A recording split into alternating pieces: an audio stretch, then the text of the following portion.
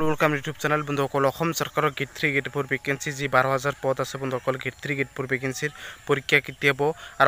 মুখ্যমন্ত্রী ডাঙৰীয়াই নিৰ্বাচনেৰ সময়তে 50,000 নতুনকৈ সাধাৰণতে চাকৰি দিয়া হ'ব বুলি কৈছিল আৰু কি পদ মুকলি হ'ব কি পদৰ পৰীক্ষা হ'ব কেতিয়া পৰীক্ষা হ'ব গেট 3 পৰীক্ষা কেতিয়া হ'ব গেট 3 কেতিয়া হ'ব কোনোবাই 8 পাছ কৰিছে কোনোবাই 10 পাছ কৰিছে কোনোবাই 12 পাছ কৰিছে কোনোবাই গ্ৰেজুৱেশ্যন কৰিছে কোনোবাই ড্ৰাইভাৰ ভেকেন্সি কৰিছে বন্ধুসকল হেলথৰ ফালৰ পৰা ডিএমই 2008টা পদ আছিল বন্ধুসকল এই গেট 4 পদ বাকি আছে তে বন্ধুসকল কোনটো পৰীক্ষা কেতিয়া হ'ব নিজে এজন ক্যান্ডিডেট হয় নিজে এজন প্ৰিপাৰেচন কৰি আছো মই নিজে প্ৰিপাৰেচন কৰি আছো কেতিয়া পৰীক্ষা হ'ব সেই বিষয়ে আপোনাক মই ফুল ডিটেইলছ এইটো ভিডিওৰ জৰিয়তে জনাই দিম বন্ধুসকল যিসকলে প্ৰথমবাৰ ভিজিট কৰিছে চেনেলটো এটা সাবস্ক্ৰাইব কৰি দিব লাইক এটা কৰি দিব বন্ধুসকল আৰু যিসকলে প্ৰথমবাৰ ভিজিট কৰিছে সকলোক মই চেনেলটো সাবস্ক্ৰাইব কৰিবলৈ জনাইছো আৰু বহুত দিন ভিডিও দিব পৰা নাছিল তাৰ বাবে সকলোৰ ওচৰত ক্ষমা প্ৰাৰ্থী ভিডিওটো অনগণিক শ্বেয়াৰ কৰি দিব আৰু সকলোৱে শ্বেয়াৰ কৰিলেহে মই আগাব পাৰিম বন্ধুসকল ইতিমধ্যে গেট 3 গেট 4 ভেকেন্সিৰ প্ৰথমখন আপডেট লৈ আহিম বন্ধুসকল গেট 3 গেট 4 ভেকেন্সি মুখ্যমন্ত্ৰী ডাঙৰীয়াই কি কৈছিল নিৰ্বাচনৰ সময়তে জুন জুলাই মাহতে আপোনালোকৰ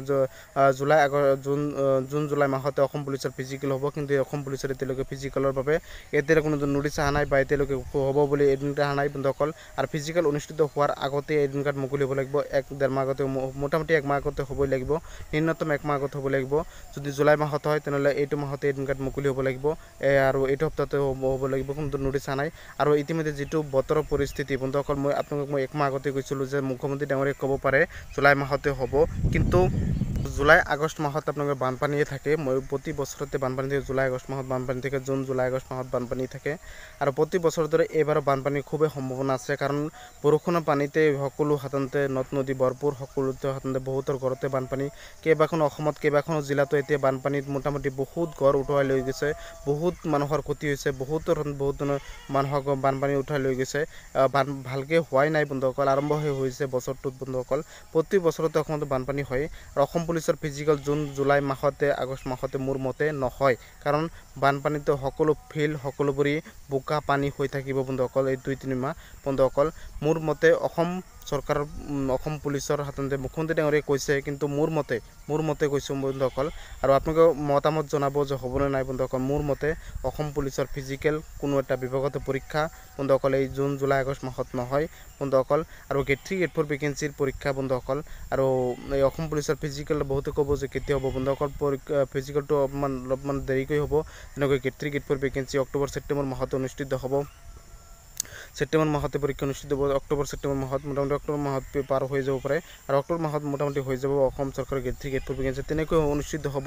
অক্টোবৰ ছেপ্টেম্বৰ নৱেম্বৰ মাহতে অনুষ্ঠিত হ'ব আৰু এই বানপানী হ'ব ভালকৈ হ'ব বন্ধুসকল প্ৰতি বছৰ দৰে এবাৰ ভালকৈ হ'ব বানপানী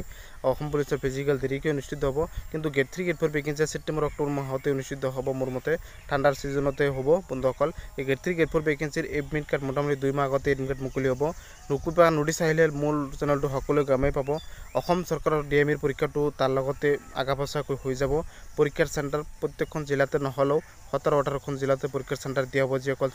যোৱা বছৰৰ আগৰ বছৰ 2022 চনতে দিয়া হৈছিল নিজে কেণ্ডিডেট হয় বন্ধুসকল সকলো আপডেট সকলো খবৰ সময়মতে দিবলৈ চেষ্টা কৰিম সকলোৱে মোৰ চেনেলটো সাবস্ক্ৰাইব কৰিব কাৰণ মই সকলো সময়তে শুদ্ধকৈ আপডেট দিবলৈ চেষ্টা কৰিম নিজে এজন কেণ্ডিডেট হয় নিজে প্ৰিপাৰেচন কৰিছো গেট 3 গেট 4 ভেকেন্সিৰ বাবে এতিয়া বহুত দিন সময় আছে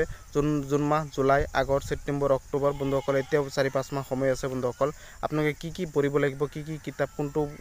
পৰা বেছিকৈ প্ৰশ্ন উত্তৰ আহিব আৰু কি পুৰণি প্ৰশ্ন কাকত লাগে বন্ধুসকল আপোনালোকে কমেন্ট কৰি জনাব আৰু পুৰণি প্ৰশ্ন কাকত কেতিয়া কি লাগে আৰু কি কিতাপ পঢ়িব লাগিব আৰু সকলো মোৰ চেনেলৰ পৰা পাব আৰু সকলোক মই দেখাই দিম আৰু কি পুৰণি প্ৰশ্ন কাকত পৰীক্ষাত আগত আহি যোৱা যিবোৰ পুৰণি প্ৰশ্ন কাকত আছে সেইবোৰ মোৰ চেনেলৰ পৰা বিনামূলীয়াকৈ আপোনালোকে পাব অতি সোনকালে দিম ইমান দিন ভিডিও দিব পৰা নাছিল তাৰ বাবে ক্ষমা প্ৰাৰ্থী সকলোৱে শ্বেয়াৰ কৰি ইমান দিন ভিডিও দিব পৰা নাছিল তাৰ বাবে সকলো ক্ষমা প্ৰাৰ্থী আৰু সকলো আপডেট সকলো খবৰ মোৰ চেনেলৰ পৰা গেট 3 গেট 4 ভেকেন্সিৰ এক্সাম লাখপতি বাধ্য ডিএমইৰ এক্সাম সকলো আপডেট মোৰ চেনেলৰ পৰা সময়মতে পাব প্ৰতিশ্ৰুতি দিছো মুখ্যমন্ত্ৰী ডাঙৰীয়াই কি কয় লগলৈ আপডেট পাব সকলোৱে শ্বেয়াৰ চেনেলটো সাবস্ক্ৰাইব লাইক এটা কৰিবলৈ অনুৰোধ জনাইছো